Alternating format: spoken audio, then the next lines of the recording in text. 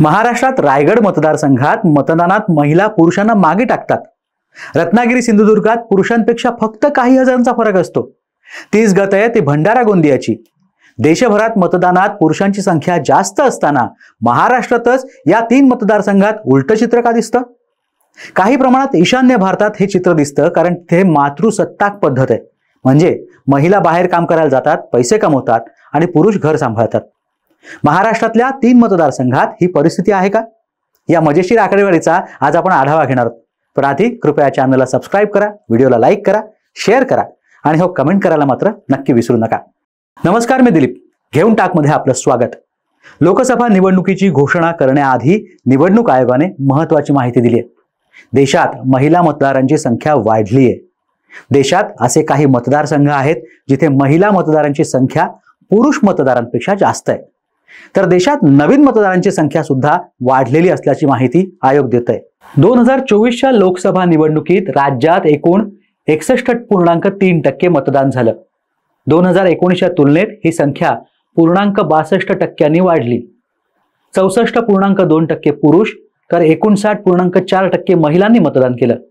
तर तृतीय पंथांनी 24.4% मतदान केलं। राज्यात गेल्या 10 वर्षात पुरुष मतदारांमध्ये 12% वाढ झाली, तर महिला मतदारांमध्ये 16.3% वाढ झाली। रायगड, रत्नागिरी सिंधुदुर्ग आणि भंडारा गोंदिया या 3 मतदारसंघांमध्ये महिलांनी मतदान करण्यात पुरुषांना मागे टाकलंय।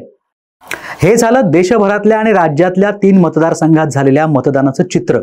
आता जाणून घेऊया महाराष्ट्रातल्या ज्या मतदारसंघांमध्ये महिला मतदानाचं प्रमाण जास्त होतं किंवा पुरुषांपेक्षा काही हजारांनी जास्त होतं अशा 3 मतदारसंघांची आकडेवारी।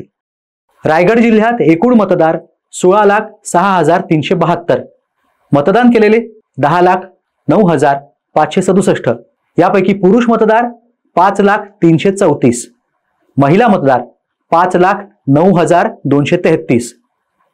रत्नागिरी सिंधुदुर्गातील स्थिती काय आहे ते पाहूया।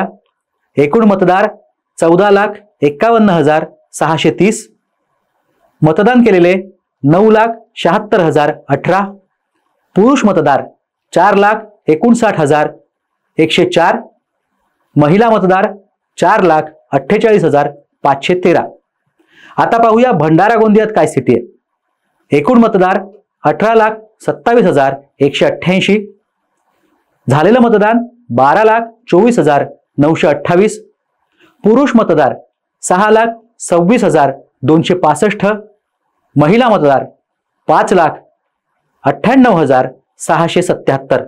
आता रायगड मतदारसंघामध्ये मतदान करण्यात महिलांचं प्रमाण जास्त का हा मतदारसंघ अव्वल आहे जाणून घेऊया।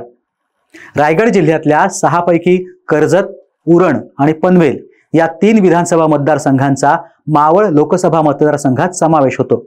उर्वरित अलिबाग, पेण, महाड आणि श्रीवर्धन तसंच गुहागर असे मिळून 6 विधानसभा मतदारसंघ मिळून रायगड लोकसभा मतदारसंघ आहे। पनवेल, उरण आणि कर्जत या 3 मतदारसंघात पुरुष मतदारांची संख्या जास्त आहे, तर रायगड लोकसभा मतदारसंघात रायगड जिल्ह्यातल्या अलिबाग, पेण, श्रीवर्धन, महाड या मतदारसंघांचा समावेश आहे। फक्त शेजारच्याच रत्नागिरी जिल्ह्यातल्या दापोली आणि गुहागर या विधानसभा मतदारसंघांचा समावेश आहे। निवडणूक आयोगाने प्रसिद्ध केलेल्या आकडेवारीनुसार दापोली, गुहागर या मतदारसंघात महिला मतदारांचं प्रमाण लक्षणीय आहे, ते जास्त आहे। त्यामुळेच या मतदारसंघामध्ये महिला आणि पुरुष यांच्या मतदानात झालेली तफावत अत्यंत कमी असल्याचं दिसून येतं। नुकत्याच पार पडलेल्या लोकसभा निवडणुकीत महिला मतदारांची संख्या पुरुष मतदारांपेक्षा 10,000 कमी होती। या मतदारसंघात आगरी, कोळी आणि कुणबी या समाजाची संख्या अधिक आहे। या समाजामध्ये कुटुंबाची आर्थिक सूत्र महिलांच्या हातात असतात। पुरुषाने काम करायचं आणि तयार झालेल्या मालाची विक्री करून घर खर्च चालवायचा अशी इथली पद्धत आहे। या भागातील मुलींमध्ये सुद्धा शिक्षणाचं प्रमाण खूप जास्त आहे। त्यामुळे कुटुंबाच्या महत्त्वाच्या निर्णयात महिलांचा प्रभाव जास्त दिसून येतो। राजकारणातही इथल्या महिलांना मानाचं स्थान आहे। इथल्या बऱ्याच महिला नोकरीसाठी शहराकडे न जाता गावातच कामधंदे करायला प्राधान्य देतात। त्यामुळे प्रत्येक निवडणुकीत त्या सातत्याने मतदान करतायत। याचा फायदा निवडणुकीत व्हावा यासाठी इथल्या सर्वच राजकीय पक्षांची मंडळी प्रयत्नशील असतात। हळदी कुंकू समारंभ, साडी वाटप, भांडी वाटप, मुलींसाठी सायकल वाटप, तर महिला बचत गटाच्या माध्यमातून त्यांना आर्थिक मदत असे अनेक कार्यक्रम इथे जोरात राबवले जातात.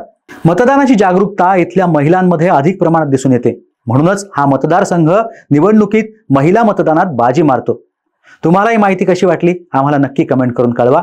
असेच काही माहितीपूर्ण व्हिडिओ पाहण्यासाठी घेऊन टाक या चॅनलला लाईक करा, सबस्क्राईब करा आणि बेल आयकॉनवरती क्लिक करा. धन्यवाद.